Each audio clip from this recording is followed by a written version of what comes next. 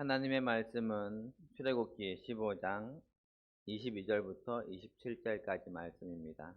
출애굽기 15장 22절로부터 27절까지 말씀을 교독하도록 하겠습니다.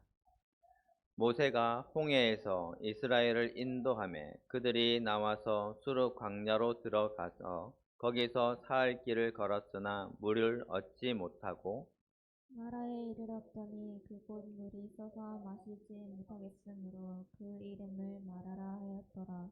백성이 모세에게 원망하여 이르되 우리가 무엇을 마실까 하매 모세가 여호와께 부르짖었더니 여호와께서 그에게 한 나무를 가리키시니 그가 물에 던지니 물이 살게 되었더라. 거기서 여호와께서 그들을 위하여 복도와 율례를 정하시고 그들을 시험하실세. 이르시되 너희가 너희 하나님 나 여호와의 말을 들어 순종하고 내가 보기에 의를 행하며 내 계명에 귀를 기울이며 내 모든 규례를 지키면 내가 애굽 사람에게 내린 모든 질병 중 하나도 너희에게 내리지 아니하리니 나는 너희를 치료하는 여호와임이라. 그들이 엘림에 엘림에 이르니 이르니 거기에 거기에 물샘 물샘 열둘과 열둘과 종려나무 종려나무 이른 이른 그루가 그루가 있는지라. 있는지라. 거기서 거기서 그들이 그들이 그 그 물 물 곁에 곁에 장막을 장막을 치니라. 치니라. 아멘. 아멘. 오늘 말씀의 제목을 같이 한번 읽어보겠습니다. 인생의 인생의 쓴맛을 쓴맛을 치유하시는 치유하시는 하나님. 하나님. 한 번 더 읽으시겠습니다. 인생의 인생의 쓴맛을 쓴맛을 치유하시는 치유하시는 하나님. 하나님.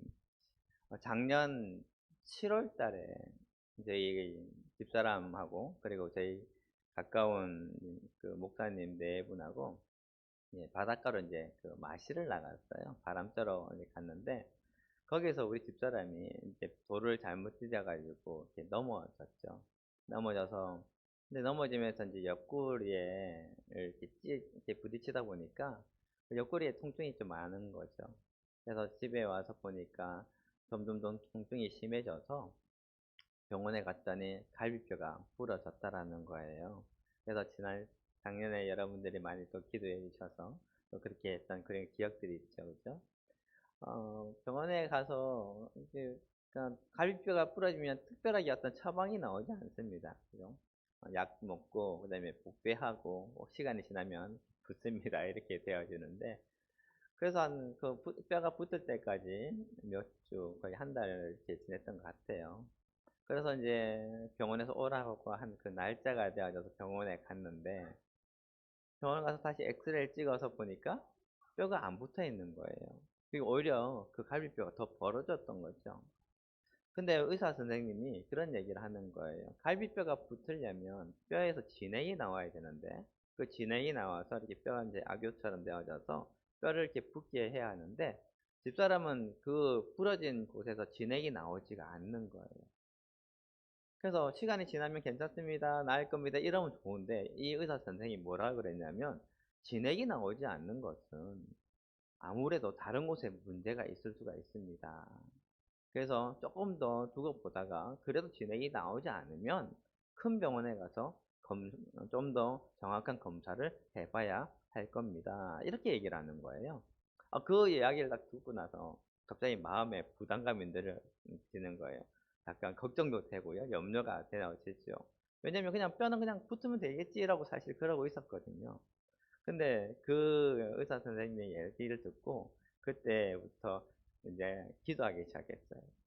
새벽 기도 때도 그렇고 그리고 우리 금요 기도 때마다 우리 집사람에게 머리에 안수 놓고 안술 기도를 해줬죠. 근데 그렇게 기도하는데 기도하려고 하는데 기도하는 과정 가운데 하나님께서 그런 이야기를 저한테 메시지를 주시는 거예요. 야, 나는 너를 치료하는 하나님이다. 나는 치료의 하나님 여호와 라파다. 그런데 왜 너는 나한테 구하지 않았지? 너는 왜 나한테 그 구하지 않지? 라고 하는 거예요. 이제까지 제가 하나님께 기도했죠. 물론 기도하셨어요. 하나님 우리 집사람 고쳐주세요. 우리 집사님이 고쳐주셔야 여러 가지 편합니다. 제가 편하죠. 제가 불편해서 안 되겠습니다. 뭐 이렇게 기도를 했었던 것 같은데 그 기도 메시지가 저한테 이렇게 내리를 스쳤어요. 그리고 강한 충격이 왔죠. 내가 믿음으로 구하는 것이 아니었구나. 내가 믿음으로 구한 것이 아니었구나. 우리 하나님은 전능하신 하나님이고 치료하여 하시는 하나님이고 나의 모든 상처와 육체를 고치신 하나님이신데 온전하게 내가 믿지를 않았구나. 그러고 나서 우리 집사람에게 안수할 때도 전심을 다해서 정성껏 그렇게 기도를 해줬어요. 그러고 나서 몇 주가 지났고 병원에 다시 가서 검사를 받았죠. 검사를 받았더니 뼈가 온전하게 붙어 있었던 거예요. 진액이 나온 흔적도 그대로 찍혀 있었어요. 제가 너무 고맙고 감사하고 그래서 기념이 되고 싶어서 그 엑스레이 사진을 제가 아직도 가지고 있습니다. 오늘 본문의 말씀은요. 하나님께서 스스로를 나는 너희를 치료하는 여호와 곧 여호와 라파라고 하신 말씀입니다. 오늘 본문의 사건이 일어나기 불과 얼마 전에 이스라엘 백성들은 출애굽해서 홍해의 승리를 경험을 했었어요.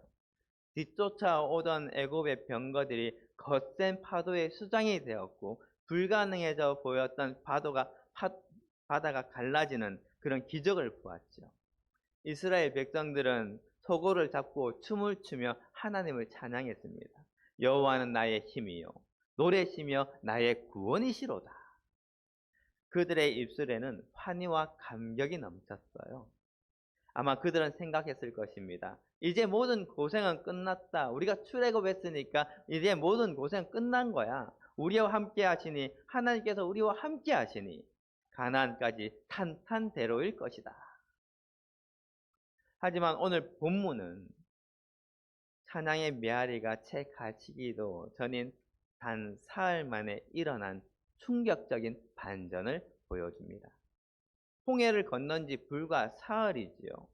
사흘이라는 시간은 기적의 감동이 식기에 충분한 시간이기도 하지만 동시에 인간의 생존 본능이 한계에 다다르는 시간이기도 합니다. 오늘 본문 22절을 보면요. 이스라엘이 들어간 곳은 수르 광야라고 기록하고 있어요. 이 수르라는 히브리어로 성벽이라는 뜻입니다. 홍해라는 거대한 장벽을 넘었더니 이제는 광야라는 더 거대하고 막막한 성벽이 그들을 가로막고 있었다는 거지요. 광야의 뜨거운 태양 아래서 목마름과 싸웠던 그들이 마침내 물을 발견하였어요. 얼마나 기뻤겠습니까? 너도 나도 할 것 없이 사람들은 미친 듯이 그 물가로 달려가서 그 물을 마셔야 되기 시작했을 겁니다. 그런데 물에 입에 넣자마자 곧바로 뱉어버립니다. 왜요? 물이 너무나 썩기 때문이죠. 도저히 써서 마실 수가 없었기 때문입니다. 기대를 품고 달려간 그곳이 인생의 가장 큰 배신을 안겨준 마라가 된 것이지요. 우리 인생도 이와 같습니다. 어제까지 홍해의 기적을 찬양하다가도 오늘 당장 마라의 쓴물 앞에 서게 되는 것이 우리의 현실입니다. 물질적 안정감의 단물 뒤에 찾아오는 건강의 위기, 자녀의 합격이라는 기쁨 뒤에 찾아오는 관계의 갈등, 사별과 이별이란 슬픔, 선의를 악의로 대하는 사람들에 대한 분노, 아무도 내 마음을 몰라줌으로 찾아오는 외로움 등 우리는 끊임없이 인생의 쓴맛을 마주합니다. 오늘 본문은 바로 그 쓴맛의 현장에서 우리를 기다리고 계시는 여호와 라파, 곧 치료하시는 하나님을 소개하고 있습니다. 하나님께서는 홍해를 건넌 이스라엘 백성들을 사흘 동안 물도 얻지 못하는 수르 광야로 인도하셨습니다. 그리고 사흘 만에 도착한 곳이 쓴물이 있는 마라였지요. 하나님이 몰라서 그들을 쓴물이 있는 곳으로 인도하셨을까요? 아닙니다. 하나님은 그곳에 쓴물이 있는 줄을 알고 그들을 인도하셨습니다. 이것이 우리가 직면해야 할 영적인 진실입니다. 하나님은 때때로 우리 안에 있는 독소를 드러내기 위하여 우리를 마라로 인도하십니다. 평안할 때는 내 믿음이 좋은 줄 알지요. 홍해 앞에서 찬양할 때는 내가 대단한 신앙인인 줄로 착각합니다. 그러나 인생의 쓴맛을 마셔보지 않은 사람은 자신이 얼마나 연약한 존재인지, 내 밑바닥에 얼마나 무서운 원망의 찌꺼기가 있는지 알지 못합니다. 마라의 쓴맛을 본 이스라엘 백성들은 모세를 향해 우리가 무엇을 마실까 하며 원망합니다. 이는 단순한 원망과 불평이 아니라 하나님에 대한 신뢰를 송두리째 저버린 불신앙이지요. 하나님은 마라의 쓴물을 통해 우리의 영혼의 상태를 진단하십니다. 내 안에 있는 교만, 내 안에 있는 불신앙, 내 안에 있는 세상적인 욕심이라는 쓴 뿌리를 먼저 보게 하십니다. 인생의 쓴맛은 우리가 하나님 없이는 단 한순간도 살 수 없는 존재임을 깨닫게 하는 거룩한 장치입니다. 여러분, 혹시 지금 마라의 쓴물을 마시고 계십니까? 그것은 하나님이 여러분을 버리신 증거가 아니라 여러분을 치료하시기 위해 수술대에 올리신 증거임을 믿으시기 바랍니다. 절망에 빠진 백성들이 원망할 때에 지도자 모세는 하나님께 부르짖었습니다. 이것이 인생의 쓴맛을 처리하는 두 가지 방법입니다. 상황을 보고 원망할 것인가? 아니면 하나님을 보고 부르짖을 것인가? 상황을 보고 원망하는 자들에게는 여호와 라파의 하나님께서 개입하지 않으십니다. 하지만 하나님을 보고 부르짖는 자들에게는 치료의 하나님이 세세하게 개입하십니다. 모세가 부르짖자 하나님께서는 한 나무를 가리키셨습니다. 이 나무는 훗날 인류의 모든 쓴물을 대신 짊어지실 예수 그리스도의 십자가를 예표하지요. 찰스 스펄전 목사님은요, 이 대목에서 이렇게 외쳤습니다. 그 어떤 쓴물이라도 그리스도의 십자가라는 나무가 던져지면 달콤한 은혜의 샘물로 변하지 않을 수 없다. 십자가는 우주적 해독제이다. 쓴물이 단물로 변하기 위해서는 누군가 그 쓴맛을 대신 삼켜야 합니다. 우리 인생의 모든 저주와 고통, 죄의 쓴물을 예수님께서 십자가라는 나무 위에서 대신 다 마셔 주셨습니다. 그러므로 여러분의 가정에 흐르는 가난의 쓴물, 관계의 쓴물, 질병의 쓴물 한복판에 이 예수 그리스도의 십자가를 던지시기 바랍니다. 우리에게 있는 쓴 물 위에 예수 그리스도의 십자가가 던져질 때에 저주의 물은 생명의 물로 변하게 될 것입니다. 여호와 라파의 치유는 바로 이 십자가를 통과할 때에 우리에게 실제가 되는 것입니다. 우리가 믿는 하나님은 전인격적인 치유자이십니다. 26절에 하나님은 선포하십니다. 나는 너희를 치료하는 여호와임이라. 이 라파라는 단어는 단순히 증상을 완화하는 것이 아니라 부러진 뼈를 맞추고 찢어진 곳을 꿰매어 본래 온전한 상태로 복구하는 것을 의미합니다. 먼저 하나님은 우리의 영혼을 고치십니다. 시편 103편 3절 말씀을 같이 읽어보겠습니다. 그가 내 모든 죄악을 사하시며 내 모든 병을 고치시며. 아멘. 치유의 시작은 죄 사함입니다. 하나님과의 관계가 회복되어질 때에 우리의 영혼의 갈증이 해갈됩니다. 영혼이 병들면 만사가 쓴물이 되지요. 그래서 하나님은 먼저 우리 영혼의 쓴 뿌리를 제거하십니다. 다음은 하나님은 우리의 심리와 정서를 고치십니다. 오늘날 수많은 사람이 마음의 병을 앓고 있습니다. 공황장애, 우울증, 불안증, 이것은 현대판 마라의 쓴물입니다. 시편 147편 3절 말씀을 같이 읽어보겠습니다. 상심한 자들을 고치시며 그들의 상처를 싸매시는도다. 아멘. 하나님께서는 우리의 죄 문제만 해결해 주셔서 영혼만 회복시키시는 분이 아니십니다. 상한 마음을 고치시고 상처를 싸매주시는 분이시기도 하십니다. 하나님의 치유하는 광선이 우리의 상처난 기억과 아픈 감정세포 하나하나를 만지실 때에 우리는 세상에 줄 수 없는 참된 평안을 얻게 됩니다. 마지막으로 하나님은 우리의 육체를 고치십니다. 우리 같이 이사야 53장 5절 말씀을 읽어보겠습니다.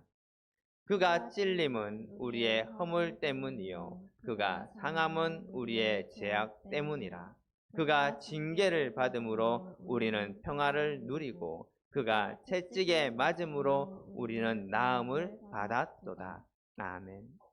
주님은 우리의 연약함을 친히 담당하셨습니다. 우리가 믿음으로 간구할 때에 하나님은 초자연적인 역사로 우리의 질병을 제하십니다. 의학적인 치료 과정 속에서도 주님은 의사의 손길을 통해 우리를 완전하게 치료하십니다. 그러므로 우리 인생의 쓴맛을 치유하시는 하나님께서는 우리의 영혼과 육체를 치유하시고 나아가 병의 근원까지 고치시는 분이심을 믿으시기 바랍니다. 그렇다면 이 전인격적인 치유를 어떻게 하면 나의 것으로 만들 수 있을까요? 여기서 우리는 예수님께서 하신 말씀을 기억해야 합니다.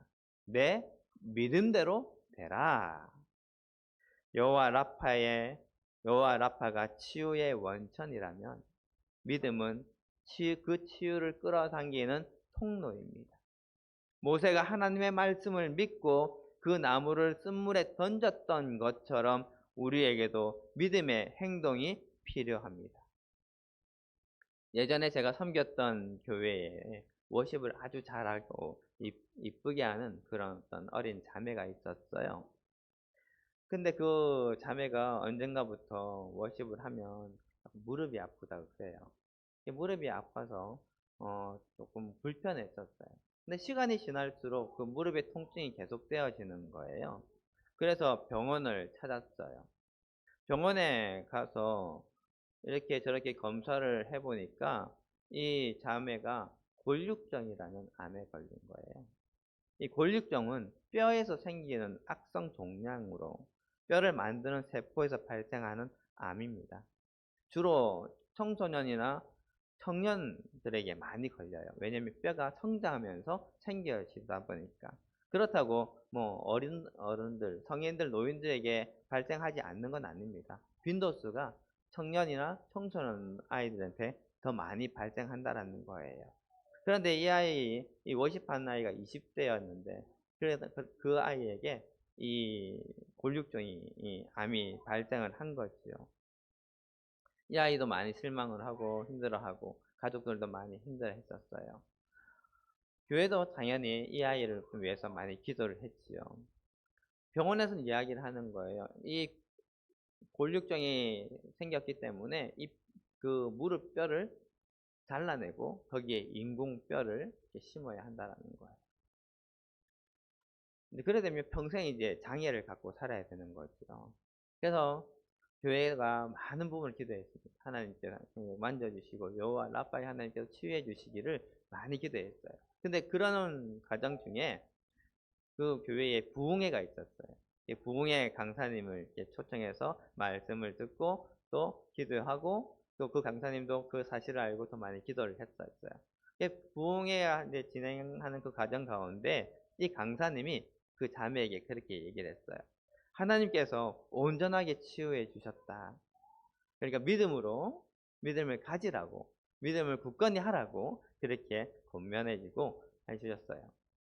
그런데 이 자매도 그렇지만 그 자매의 아버지가 사실 믿음이 거의 없는 분이에요. 네. 믿음이 거의 없다 보니까 그 아버지가 이 믿음대로 우리가 수술하지 말자 이렇게 하지는 못하는 거예요.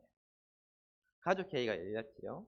결국은 그 아버지의 의견 그리고 또 가족회의 결과가 이 아이를 그냥 수술하자라고 이렇게 결론을 지었어요. 그리고 그 자매는 수술대에 올랐고 수술을 했습니다. 그리고 무릎뼈를 잘라냈죠. 잘라내고 나서 이 조직 검사를 맡기거든요.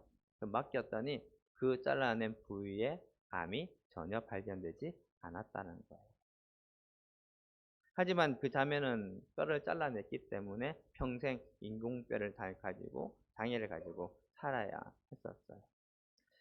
미국의 대표적인 기독교 작가이자 저널리스트인 필립 얀시는 믿음이란 하나님이 고치실 것을 믿는 것뿐만 아니라 하나님이 고치시는 과정 중에 계심을 신뢰하며 견디는 것이다 라고 말했습니다.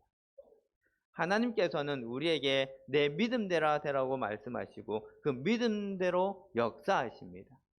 그러므로 주님은 능히 나를 고칠 수 있습니다. 주님은 내 인생의 쓴물을 단물로 바꾸실 수 있습니다.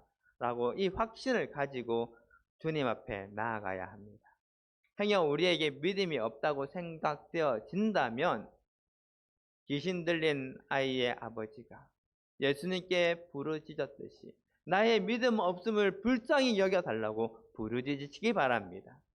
우리 주님은 우리의 부르짖음을 외면하지 않으시고 믿음을 굳건하게 하심으로 여호와 라파의 은혜를 풍성하게 주실 것입니다.